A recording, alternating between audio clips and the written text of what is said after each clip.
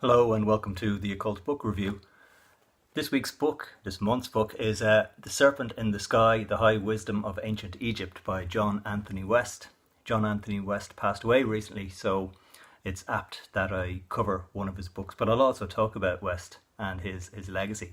This book was first published in 1979, but I suppose it was the later editions which began to gain traction simply because West's ideas were picked up by more and more writers. West himself was a science fiction writer. Back in the 60s, he was actually nominated for a Hugo Award, which is one of the top science fiction writing awards. He was also a satirist, and these two talents of his came in very handy later on in his life, especially when he was coming under fierce criticism from Egyptologists especially.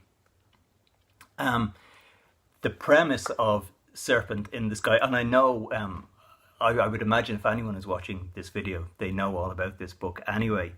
The book, when I look back on it now and I flick through the chapters, it's almost like a greatest hits of Egyptian occult ideas, and that's a testament to West's foresight, of course.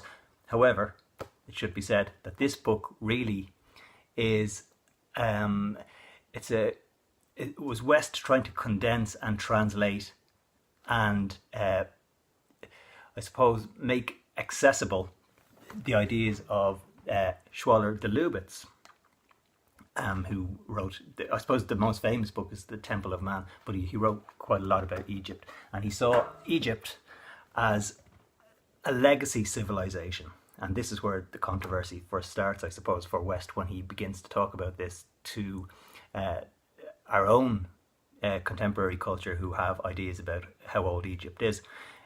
De Lubitz and West believed that Egypt was a legacy culture, as I said, and it kind of inherited ideas going back to, as West said, now he did change his mind over time, but going back to at least from 10,000 years ago to maybe 36,000 years ago.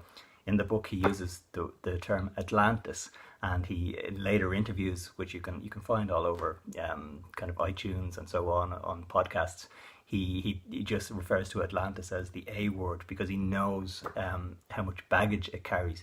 But it's worth pointing out he wasn't talking about one physical location. He was using that term to describe an older civilization who saw the world in a very different way and saw human beings and our place in the universe in a very different way. And that's the crux of The Serpent in the Sky, really. It's a symbolist look at ancient Egypt. West saw hieroglyphs as carrying more than one particular message. One of the chapters is all about secret occult knowledge, the dangers of it, what it can bring. He doesn't see a difference, and this is another fundamental point. He doesn't see a difference between science, art, astronomy. All of these things are part of one overall discipline. Now, for West, then, this meant that art itself carried much more information than just on the surface level. He saw Egypt as being much more technologically advanced, but also much more aware of our place in the universe. Now, it has to be said, this book does have problems. Mostly, it's to do with the format of the book itself. The book itself, as you can see, well, maybe you can't, depending on the light, but you've got text running on, in some cases like this. As you can see, you've got notes, and then you've got the main body of the text. You've got images, and you've got diagrams and so on. The problem is that the notes don't relate to the main body of the text on most pages. Whether this was an editing decision or whether it was West's decision, I don't really know. But as Robert Temple says in the introduction to the Serious Mystery, the introduction to the second edition of the Serious Mystery,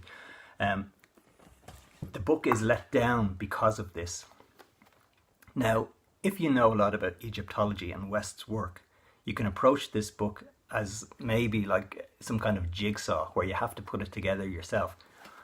The information and the notes are great. Like, it's all very interesting, but at times it looks like Danielewski's book, House of Leaves, if anyone knows that book, the way the text is, it becomes almost impossible to follow, especially when you look instinctively, when you go to look to the notes and you realize that you're reading something that has nothing to do with the page itself. The subject matters, which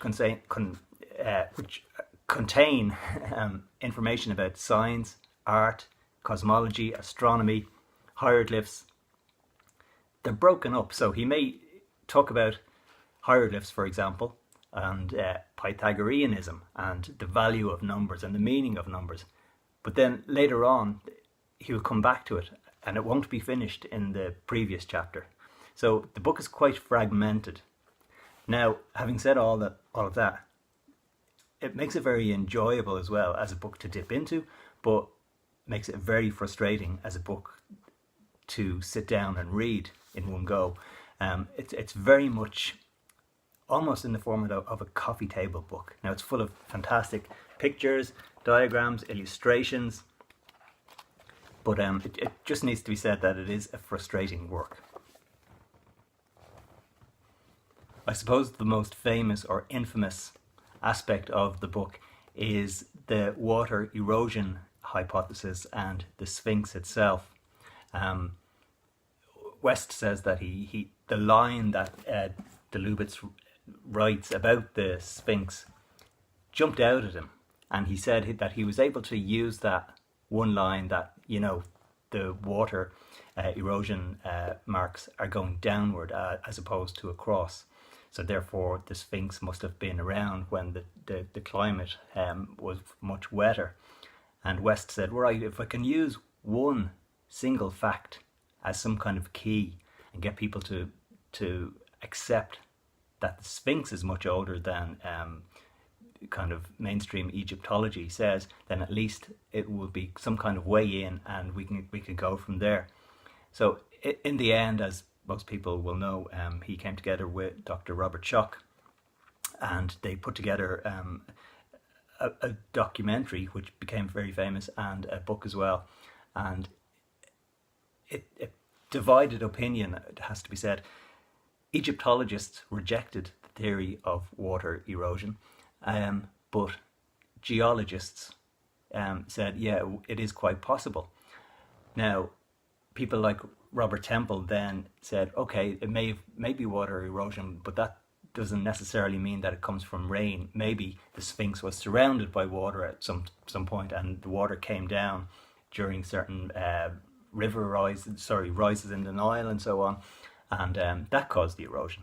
So it's not an open and shut case for or against, I don't think anyway. Now, for Serpent in the Sky then, this particular edition that I have has some later kind of appendices where West talks about what happens in his life after the first publication and so on. And it's worth mentioning as well that he did do a lot of forwards and afterwards to other books, like this one here, The Origin Map, by Thomas G. Brophy, which is all about the stone circle that Napa play and how old that might be. And then, of course, with the discovery of Göbekli Tepe and the age of that, West was vindicated to a large degree simply because the arguments against his theory in Serpent in the Sky was that there couldn't have been a very sophisticated culture going back beyond 5000 BCE, for example. Whereas with Göbekli Tepe now we now know that it's at least 10,000 years old, probably much older because we've only excavated 5% of it.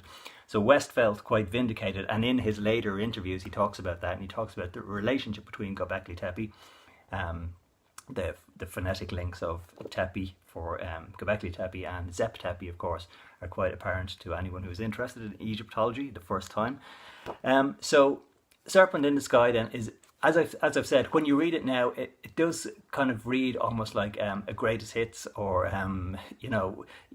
you will know about a lot of this stuff, but it's well worth kind of getting to grips with West's ideas to do with de Lubit's ideas, of course, first of all. Then his ideas to do with art, the sacredness of art, and how it's much more than that initial language that we see in a visual sense. It means much more. It resonates with us on a much deeper level. And of course, West himself was very much an esotericist. He was, I'm not sure if he was a disciple of Gurdjieff, but he certainly was a big fan. He also, because he thought civilization was much older, that of course puts his views in a different context when it comes to spirituality.